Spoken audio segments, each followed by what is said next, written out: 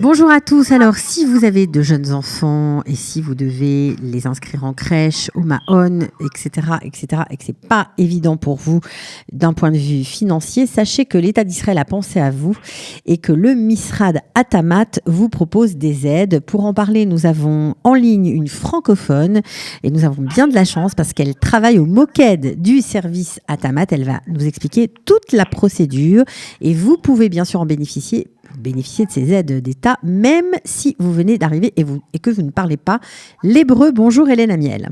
Bonjour Cathy, bonjour à tous. Alors d'abord, c'est génial de vous avoir parce que c'est vrai que c'est un service long, une procédure longue, compliquée. Quand on ne parle pas l'hébreu et qu'il faut s'inscrire sur le site internet, ça paraît infaisable.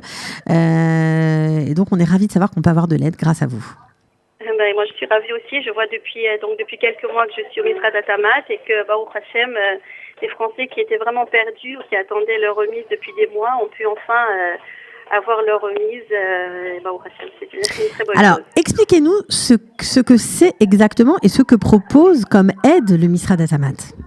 D'accord. Alors le Misrad Atamat, en fait, c'est un bureau qui dépend du ministère de l'économie. Le ministère de l'économie a décidé d'aider les femmes, d'inciter les femmes à travailler. Et pour inciter les femmes à travailler, elle leur propose donc de l'aide quand elles mettent leurs enfants dans les Mahon, Mishparton et Tsaharon. Le Tsaharon étant la garderie en GAN et jusqu'au CP. Pour avoir de l'aide, il faut donc certaines conditions, notamment donc que la maman travaille ou étudie au moins 24 heures par semaine et que le papa également ait une activité. Et pour prouver de ces activités, il y a des documents à envoyer. Est-ce qu'il y a un seuil minimum au niveau des ressources de la famille à ne pas dépasser pour bénéficier de ces aides ? Oui, alors en fait, ça se passe comme ça. Le calcul est fait, si vous voulez, grosso modo, est calculé sur le brut du couple. On va faire une moyenne sur un mois. On va diviser ce chiffre par le nombre de personnes dans la famille, c'est-à-dire le couple plus les enfants de moins de 18 ans. Mm-hmm. Ça s'appelle la Achnasa Memutza Lenefesh, l'entrée moyenne par personne dans le foyer par mois. Si ce chiffre est au-delà de 5 300 shekels, il n'y a pas d'aide.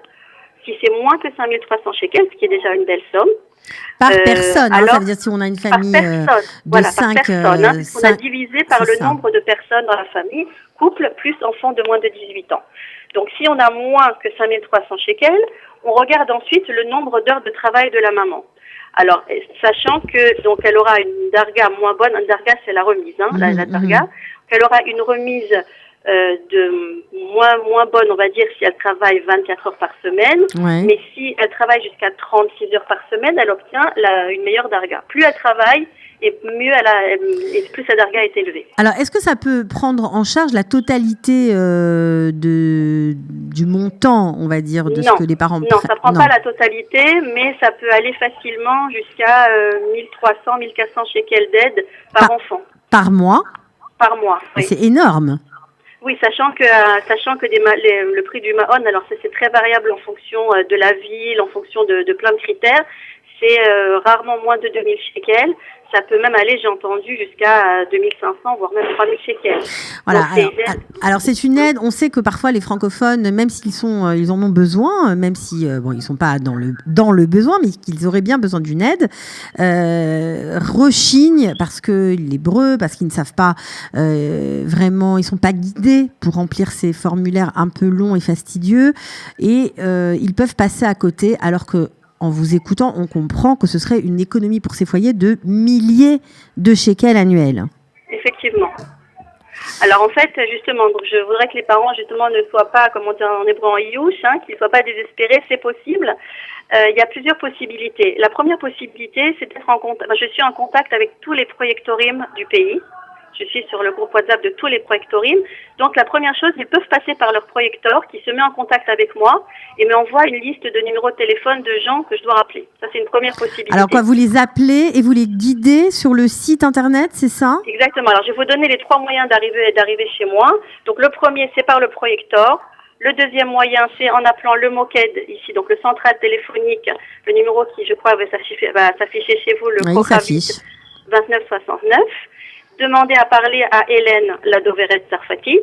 Je ne peux pas toujours rappeler tout de suite, mais je rappelle toujours, même si je ne suis pas en ligne pendant 2-3 jours parce qu'on m'a mis sur d'autres postes au travail, je finis toujours par rappeler, juste un peu de patience. Et le troisième moyen, c'est de m'envoyer un mail sur la boîte mail d'Argatamat 613, qui doit aussi, j'imagine, s'afficher chez vous, @gmail.com, pour que m'envoyez votre téléphone et votre théodate et je vous rappelle. Je ne peux rien faire en privé. Je ne peux, car c'est quand même une organisation gouvernementale, c'est l'argent de l'État, donc tout est très sécurisé, contrôlé. Donc surtout, passez que par ces moyens-là pour que je puisse vous aider.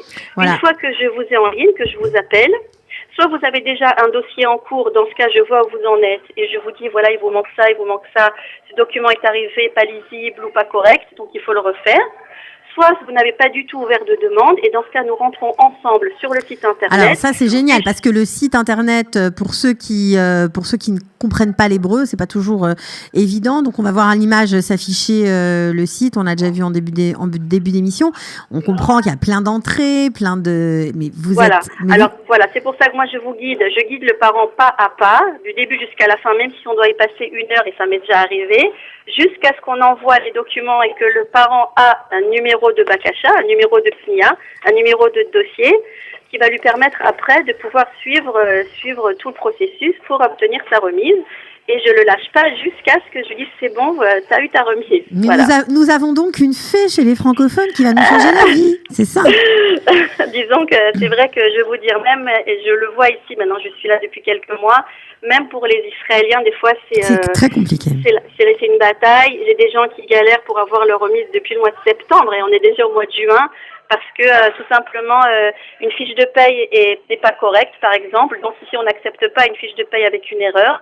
Dans ce cas, il faut demander une nouvelle fiche de paye corrigée avec une explication du patron pourquoi il y avait une erreur dans la fiche de paye. Donc vous comprenez que c'est que si un patron n'est pas très coopératif, ça peut durer comme ça pendant des mois et des mois. Bref, c'est pas simple. Mais combien de temps ça prend en général pour avoir la réponse? Alors, si tout va bien, quand vous ouvrez votre demande, c'est maximum 30 jours quand vous ouvrez une demande. Ensuite, si on vous demande des documents supplémentaires, c'est 5 jours ouvrés à chaque fois pour analyser le nouveau document qui est arrivé.